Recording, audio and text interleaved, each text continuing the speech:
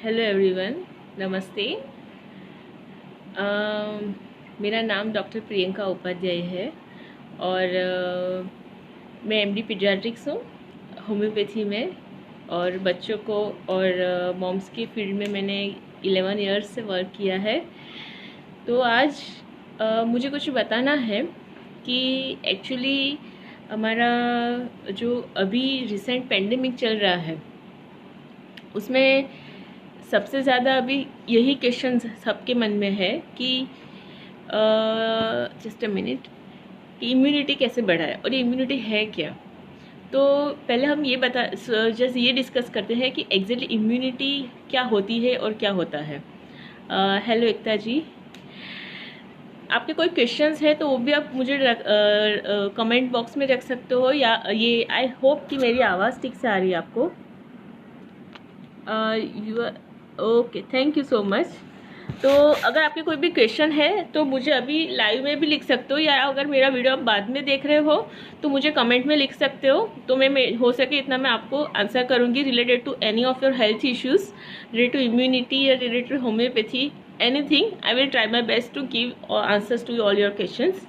तो सबसे पहले जस्ट हम ये सोच रहे जैसे हमारे पास अभी आधा घंटा है तो मैं ठीक से डिटेल में सब समझा सकूँगी आपको। इम्यूनिटी क्या होती है? इम्यूनिटी मतलब एक हमारी, जैसे हम सांस लेते हैं तो हमारा एक फंक्शन है कि रेस्पिरेटरी ट्रैक का ये फंक्शन है कि ऑक्सीजन लेना, कार्बन डाइऑक्साइड बाहर निकालना। ऐसे हमारी बॉडी में एक इम्यून सिस्टम बना है जो हमने भगवान को सब एनिमल्स में और सब लिविंग क्रिएचर्स में दिया हुआ है। Just a minute. ओके, ठीक है, फाइन। तो ये क्या है कि जैसे कि हम जन्म होता है ना, जब कोई बच्चे का जन्म होता है तो उसकी मदर में और उसके फादर में जेनेटिकली जो इम्यूनिटी आती है और मदर में बॉडी में जो एंटीबॉडीज़ होता है वो बच्चे में ऑटोमेटिकली एंटीबॉडीज़ बन जाते हैं और वो आ जाते हैं। तो उसको इनेट इम्यूनिटी कहते हैं कि वो बाय बर्थ ही हमें मिल जाता है। तो उसमें बॉडी को कुछ एक्स्ट्रा एफर्ट नहीं डालना होता, मदर में से वो बच्चे में ट्रांसफ़र होती है और वो बच्चों को 9 महीने से 1 साल तक ऑटोमेटिकली प्रोटेक्शन देती है जो बेसिक वायरस और बैक्टीरिया है उससे, जिसके मदर इन्फ्लुएंस ऑलरेडी हो चुकी है और उसके मदर के बॉडी में एंटीबॉडी है। वही सब एंटीबॉडी बच्चों को यूज़ होता है। अभी 1 साल के बाद क्या होता है कि बच्चा धीरे धीरे नए वायरस और बैक्टीरिया और उसके आसपास जो एलर्जी या टॉक्सिक सब्सटेंस है उनसे इन्फ्लुएंस होता है, उनसे वो टच में आता है, कांटेक्ट में आता है, या फिर खाने से या नोज थ्रू या कांटेक्ट थ्रू कोई भी मीडियम से वो बॉडी में एंटर होता है। तो उसकी बॉडी वो डिसाइड करती है कि ये हेल्पफुल है या डेंजरस है।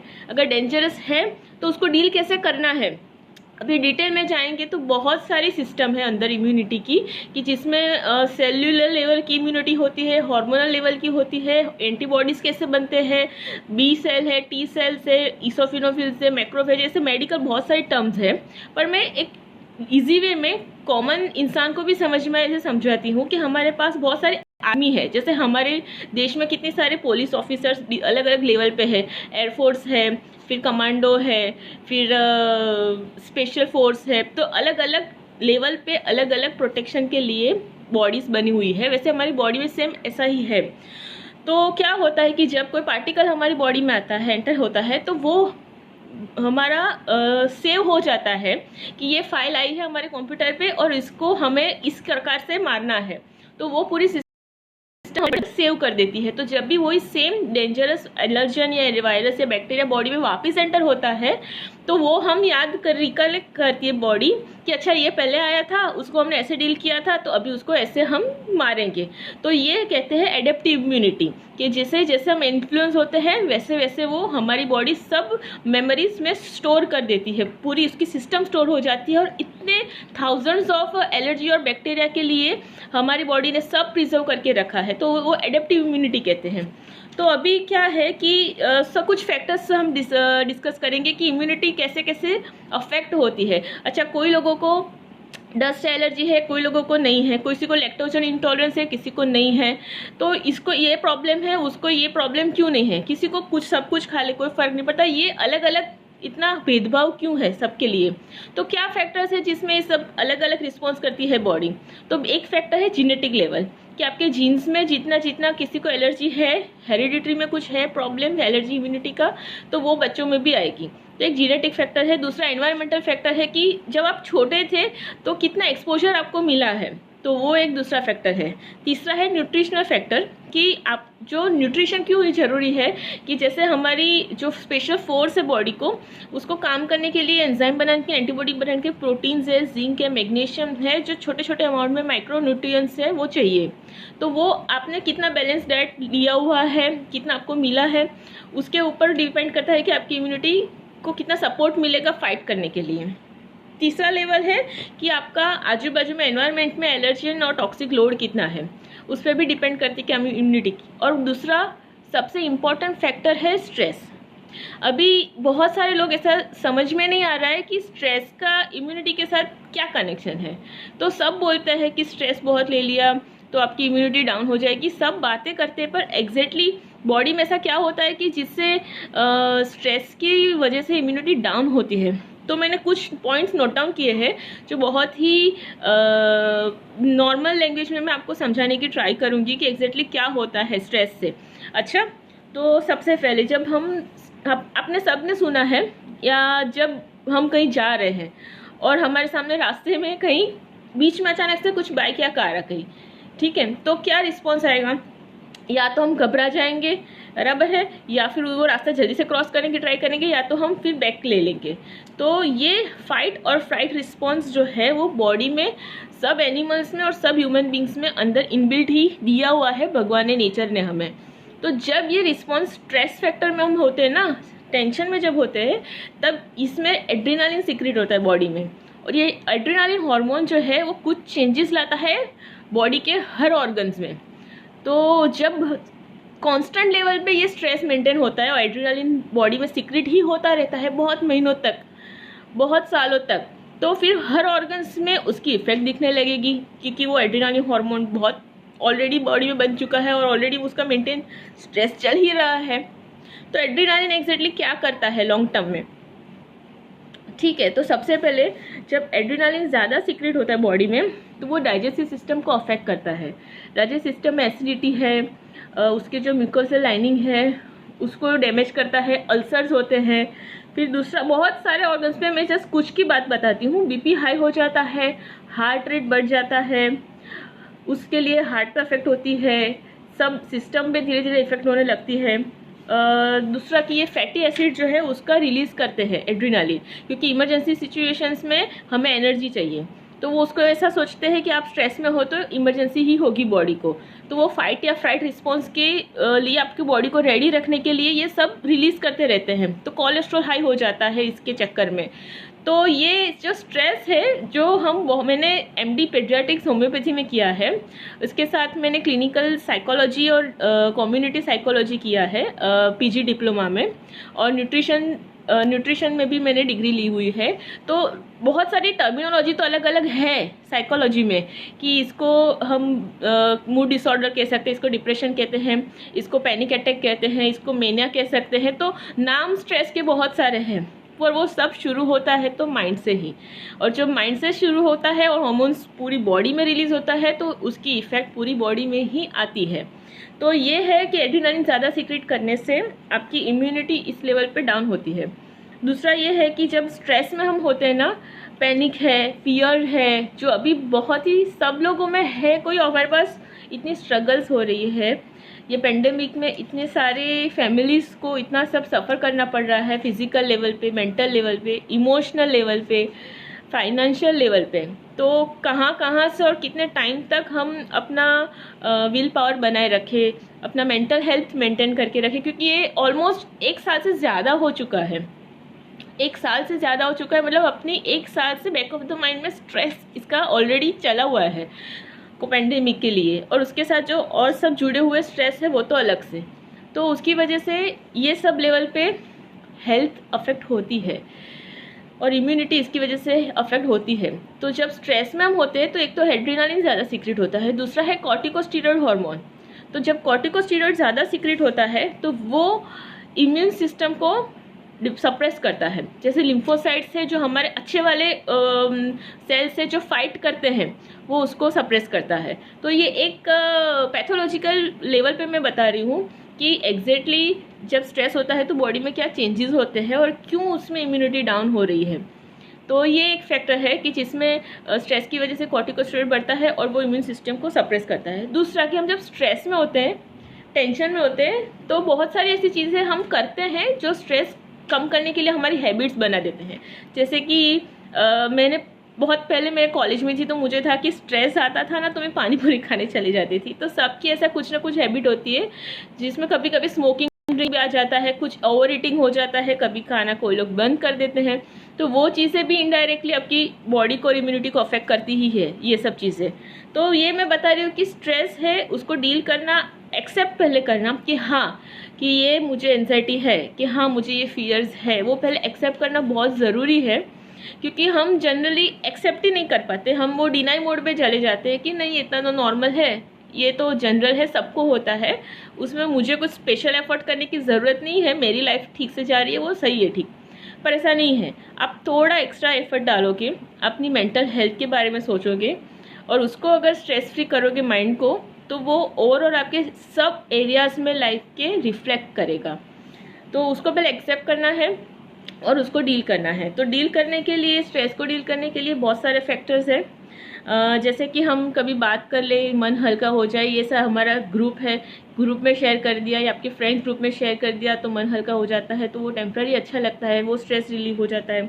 या फिर कोई हॉबी है, कुछ रिजुनेटिंग एक्टिविटी जो आप घर पे रह के कर सकते हो, वो सब हमने ये सब चीज़ें सुनी हुई है। योगा है, प्राणायाम एक्चुअली वर्क्स कि हम 10 मिनट 15 मिनट निकाल ले, उसमें से हम रिलीव कर, पर वो 15 मिनट के सामने पूरे दिन का जो एनर्जी मिलता है और जो माइंड रिलैक्स होता है ना, वो बहुत ही ज़्यादा बेनिफिशियल है। तो वो डेफिनेटली एक बार ट्राई करना चाहिए, मैं मेरे खुद के एक्सपीरियंस से बता रही हूँ। और दूसरा है कि रेकी है, काउंसलिंग है, ये सब चीज़ें हैं कि जो मेंटल हेल्थ को हमें मैक्सिमम ऑप्टिमम रखने के लिए हेल्प करती है। ओके, अभी मेरा सब्जेक्ट है कि ये सब तो मैंने आपको बताया, ठीक है। अभी करंट सिचुएशन में ये जो प्रॉब्लम्स है कि क्या कहते हैं कि एंजाइटी है, चिंता बहुत रहती है, हमें डर रहता है, स्ट्रेसफुल सिचुएशन है, कोप अप कैसे करना है, वो सब चीज़ें ऑलरेडी हमारे ये क्या है लाइफ का एक हिस्सा बन चुकी है अभी 1 साल से। अभी मेरा सब्जेक्ट है होम्योपैथी का, तो मैं आपको ये बताऊंगी जो मेरा फील्ड है कि एग्जैक्टली ये होम्योपैथी आपको कैसे हेल्प करेगा इम्यूनिटी बढ़ाने में और स्ट्रेस कोप अप करने में। तो आपने बहुत सारे लोगों ने सुना होगा कि ये होम्योपैथी में ये दवाइयाँ हैं, इसमें है, तो एग्जैक्टली मैं आपको बता दूं कि कैसी कैसी दवाएं होम्योपैथी में आती हैं और वो कैसे वर्क करती है बहुत ही जल्दी। तो होम्योपैथी में क्या है कि मेन कॉन्सेप्ट ये है कि आप जो हो आप इंडिविजुअल हो, आपकी लाइफ की जर्नी अलग है, आपके एक्सपीरियंसेस अलग है, आपका एनवायरनमेंट, आपका न्यूट्रिशन स्टेटस, आपका नेचर अलग है, आपकी जेनेटिक टेंडेंसी अलग है, तो सब चीज़ आपको दूसरों से अलग बनाती है। तो यही तो हमारी खासियत है कि हम दूसरों से अलग है, हमारा कोई दूसरा कॉपीराइट नहीं है। तो ये जो आप अलग हो वही चीज़ में होम्योपैथी में वही चीज़ पे होम्योपैथी फोकस करती है कि आप इंडिविजुअल हो और आपकी इंडिविजुअल पर्सनालिटी क्या है, आपकी प्रकृति क्या है, उसके हिसाब से आपको कौन सी दवाई सूट होती है वो हिस्ट्री लिखा के वो डिसाइड करते हैं। तो जो दवाई आपकी कॉन्स्टिट्यूशनल दवाई है, जो बंधारणीय दवाई कहते हैं उसको, वो कॉन्स्टिट्यूशनल दवाई आपकी माइंड बॉडी सोल लेवल पे वर्क करती है और वो आपको हीलिंग करती है, और हीलिंग करके वो आपकी जो प्रॉब्लम्स है मेंटल लेवल के है, फिजिकल लेवल के है, उसको रूट में से ठीक करती है। ओके, और वो मिथ है कि उसमें टाइम लगता है, ऐसा नहीं है। अगर आपका रोग बहुत ही पुराना है तो उसमें वो टाइम ज़्यादा लगता है। अगर आपकी इम्यूनिटी का एलर्जी का प्रॉब्लम है तो बहुत टाइम से, तो उसमें टाइम लगेगा। पर अगर आपको 2-3 दिन में कुछ सर्दी खांसी जुकाम हुआ है तो ऑफकोर्स उसको मिटाने में 15 दिन नहीं लगते। मेरे बहुत सारे छोटे बच्चे हैं, उसके पेशेंट्स हैं, उसके पेरेंट्स हैं, मैं उनको बताती हूँ कि आप मुझे सिर्फ 2 दिन दे दो, अगर उसको सर्दी जुकाम हुआ है, बुखार है, टॉन्सिल्स है, वायरल है, मैं बोलती हूँ 2 दिन दे दो मुझे, और 2 दिन में अगर आपको ठीक नहीं लगे, रिजल्ट नहीं दिखे, तो मैं ही आपको सामने से बताऊंगी कि ठीक है, अब अभी एलोपैथी में जाके उनको एक बार कंसल्ट करके दिखा लो। मैं भी रिस्क नहीं लेती बच्चों के साथ और उनके पेरेंट्स के साथ, बट बहुत सारे केस, मोर देन 80-85% केस में 2 दिन में ही अफेक्ट होना शुरू हो जाता है, और उनको विदाउट एंटीबायोटिक्स और विदाउट स्टीरॉइड्स या विदाउट इनहेलर्स ठीक होके वो लोग होम्योपैथी से हील हो जाते हैं और अच्छे हो जाते हैं। तो ये एक है, मिथ है कि उसमें बहुत टाइम लगता है, ऐसा नहीं है। अगर शॉर्ट ड्यूरेशन का डिसीज़ है तो वो शॉर्ट ड्यूरेशन में ही ठीक हो जाता है, और 2-3 दिन में ही उसमें आपको इफेक्ट होनी शुरू हो जाएगी।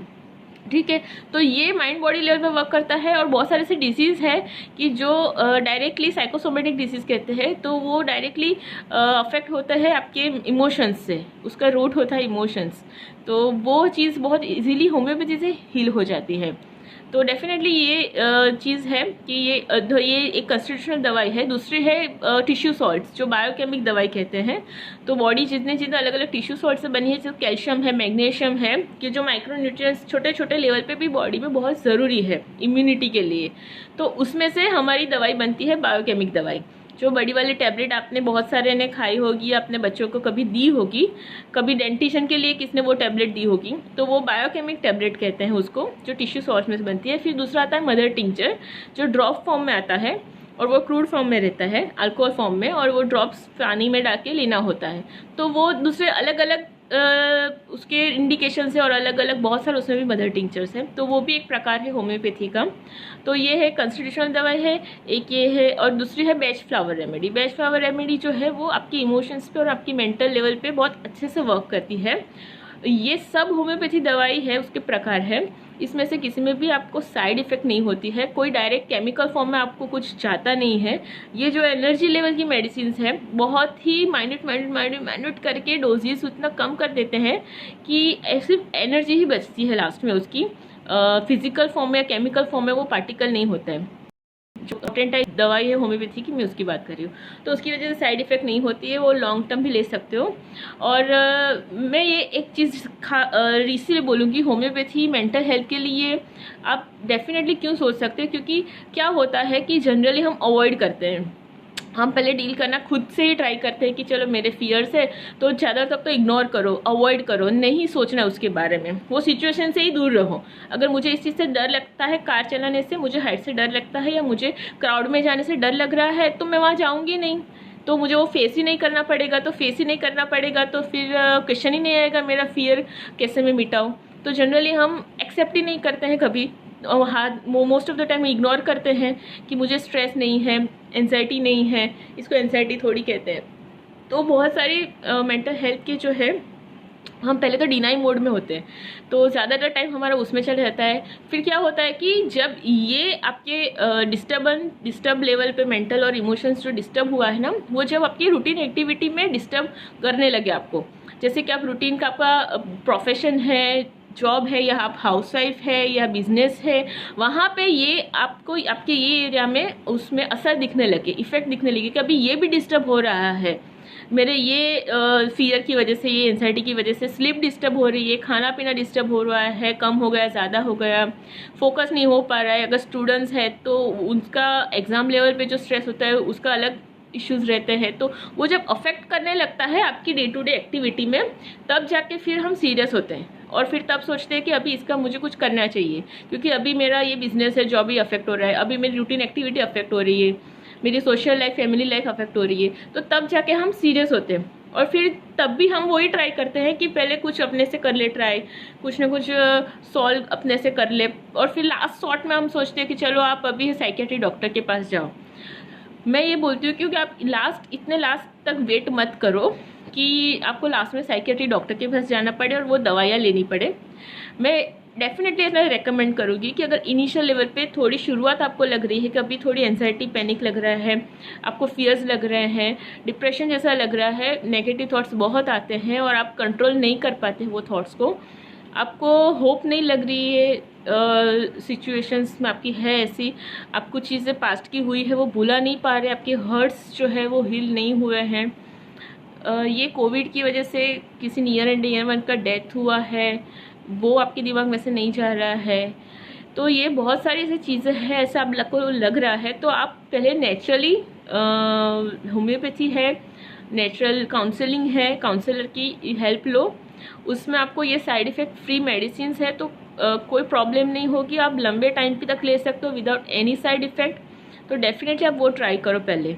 और फिर दूसरे जो आपको मैंने बताया है कि स्ट्रेस कम करने के लिए और क्या क्या कर सकते हो, वो सब हम वर्कआउट कर सकते हैं, पर लास्ट तक आप बैठो मत कि आपको डायरेक्टली दवाई ला लेनी पड़े।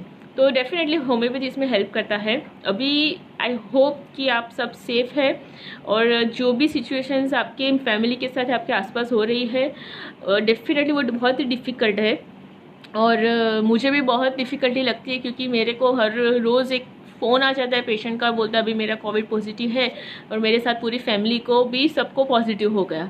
तो ये बहुत टफ सिचुएशन चल रही है, फैमिली में 2-2 3-3 लोग हॉस्पिटलाइज होते हैं, कभी किसी की डेथ हो जाती है, सब कुछ डिस्टर्ब हो जाता है। तो आई जस्ट होप कि आप अपना मेंटली विल पावर बनाए रखें। इसमें मैं मेरी ओर से होम्योपैथी से आपको डेफिनेटली हेल्प कर सकती हूँ कि ये आपको ये सिचुएशन को फाइट करके, उसको कोप अप करके अच्छे से आप इसमें से पसार हो जाओ, अच्छे से इसमें से, ये सिचुएशन में से हम निकल पाएँ, और मेंटली फिजिकली स्टेबल और हेल्दी रह के आप निकल पाएँ। उसमें डेफिनेटली होम्योपैथी आपको हेल्प करेगी, नेचुरली आपकी डेफिनेटली इम्यून सिस्टम को भी हेल्प करेगी और सपोर्ट करेगी। तो आपके लिए कुछ भी क्वेरीज हो, मुझे डेफिनेटली आप मैसेज कर सकते हो, पर्सनल मैसेज कर सकते हो, कमेंट में लिख सकते हो कि क्या क्वेरी है, क्या इश्यूज़ है। आई विल ट्राई माई बेस्ट, क्योंकि क्या है कि वो जो 15 दिन क्वारंटाइन होता है, कभी कोई पॉजिटिव होता है, 15 दिन अलग रहना पड़ता है, उसमें भी बहुत सारे नेगेटिव थॉट्स आते हैं, तो वो चीज़ में भी होम्योपैथी बहुत सपोर्ट करता है। तो होम्योपैथी कहाँ कहाँ कौन कौन को हेल्प कर सकता है। अगर कोई आपकी फैमिली में कोविड पॉजिटिव है और आप टेंशन में हैं कि हमें ना हो जाए, तो वो उसमें डील करने में होम्योपैथी हेल्प करेगा। अगर आपको खुद को कोविड पॉजिटिव है, 15 दिन को क्वारंटाइन रखा है और अकेले में वो कैसे निकालना है, वो तब जो एक बूस्ट चाहिए ना आपको, कि अगर विल पावर थोड़ा स्ट्रांग है तो ये टाइम भी निकल जाएगा, उसमें आपको होम्योपैथी हेल्प कर सकता है। अगर आपका कोई नियर एंड डियर वंस है, वो हॉस्पिटलाइज है, या फिर आप प्रेग्नेंट हो और आप वो टेंशन में हो कि कहीं आपको ना हो जाए, आप ब्रेस्ट फीडिंग करा रहे हो और ट्राई कर रहे हो कि एलोपैथी दवाई आप अवॉइड करो, तो होम्योपैथी आपको डेफिनेटली इसमें हेल्प करेगी। प्रेगनेंसी और ब्रेस्ट फीडिंग के टाइम पे सबसे बेस्ट है, क्योंकि इसमें कोई साइड इफ़ेक्ट नहीं रहती है, और बच्चों के लिए तो बहुत ही हेल्दी रहती है। तो डेफिनेटली आप you can contact me any time. मेरा नंबर मैं एक बार लिख दूँगी कमेंट बॉक्स में, अगर किसी को डायरेक्टली मुझे कॉन्टेक्ट करना है तो ठीक है। ये सब चीज़ें मैं आप बताती हूँ सिचुएशंस की, जिसमें आपको ये होम्योपैथी हेल्प करेगी। उसके सिवा मैं कमेंट्स देख लूँ अगर किसी को ओके, ठीक है। Thank you so much everyone for liking. अगर किसी को कुछ क्वेश्चन है तो मुझे मैसेज कर सकते हैं, पूछ सकते हैं कि होम्योपैथी में कैसे। ये अभी बीच में निकला था कि सब लोग को था कि ये एक आर्सेनिक निकाल लिया है, किसी ने कैम्फोरा ली है, तो ये क्या है कि जनरल इंडिकेशन गवर्नमेंट ने दिया था, आयुष ने। पर मैं जनरली आप पर्सनल किसी से कांटेक्ट करते हो तो वो पर्सनली आपकी हिस्ट्री लेके आपको इंडिविजुअली आपको कौन सी दवाई सूट होती है वो डिसाइड करके, हिस्ट्री लेके फिर वो डिसाइड करेंगे, तो that will be more precise for you and that will be more best for you. तो डेफिनेटली आप पर्सनल इंडिविजुअल लेवल पे ट्राई कीजिए वर्क करने का। तो आई होप कि सब स्ट्रेंथ बनाए रखें, ये टफ टाइम है, इसमें मैं मेरी ओर से फुल हेल्प करूँगी, और मेंटली और इमोशनली मेरी हेल्प हमेशा आपको रहेगी।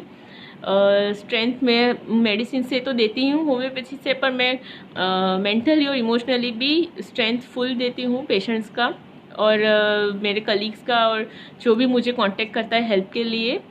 सो आई जस्ट विश कि ये टाइम अच्छे से निकल जाए हमारा सबका। और अभी आपका अगर जो भी टफ टाइम है उसमें आप अपनी धीरज बनाए रखें। जब मेंटल हमारा रिलैक्स और काम रहता है ना माइंड, तो सॉल्यूशंस भी हम अच्छे ला सकते हैं। तो सॉल्यूशंस लाने हैं, ये फाइट करना है, क्या करना है, कैसे करना है, डिसीजन मेकिंग करना है, तो वो सब चीज़ों में भी अगर माइंड काम रहता है ना, तो वो काम माइंड से हम सब चीज़ें अच्छे से सॉर्ट आउट कर सकते हैं। तो ये डेफिनेटली इसमें हेल्प करेगी होम्योपैथी। तो आज का मेरा टॉपिक था कि इम्यूनिटी और इम्यूनिटी में कैसे होम्योपैथी हेल्प कर सकती है, प्लस स्ट्रेस से इम्यूनिटी कैसे डाउन होती है और होम्योपैथी आपको कैसे हेल्प कर सकती है स्ट्रेस को अप करने के लिए, और स्ट्रेस की जो इफ़ेक्ट है वो बॉडी पे ना आए, और इम्यूनिटी को बूस्ट कैसे करेगी, वो सब चीज़ें मैंने जस्ट बहुत ही ब्रीफली डिस्कस की। अभी 25 को 6 PM मेरा वापस एक लाइव सेशन है, तब दूसरे कोई टॉपिक पे जो बच्चों के रिलेटेड टॉपिक है उस पर हम थोड़ा डिस्कस कर लेंगे। आई गेस कि ज़्यादा प्रॉब्लम्स बच्चों को भी एलर्जीज़ का हो रहा है, एक तो एलर्जीज़ है और साथ में ग्रोथ एंड डेवलपमेंट का है, तो वो 2 टॉपिक है वो मैं कवर करने के लिए ट्राई करूँगी कि I will cover that topic in my next 25th session at the same time 6 PM। ठीक है, तो ये जनरली थी मेरी इन शॉर्ट आपके लिए डिस्क्रिप्शन कि कैसे आपको ये हेल्प कर सकती है, और फिर भी आपको कुछ क्वेरी है तो definitely you can ask me any time. Thank you so much. My name is Dr. Priyanka Upadhyay. I'm staying in Vadodara, Gujarat right now, but I'm doing my online consultations with healthykidshappymoms.com, and you can message me anytime. Okay, all over India मेरी medicines मैं courier through पहुंचाती हूँ, और video call और पे consultations मैं करती हूँ पेशेंट्स के साथ, और I will support my patients with my best. So let's pray कि we all come out very strong and pass this phase with very positiveness, firmness and strength and willpower. I hope you all are well, doing well, and if someone is not well, I wish them get well soon. Take care. Bye. See you soon on 25th. Bye.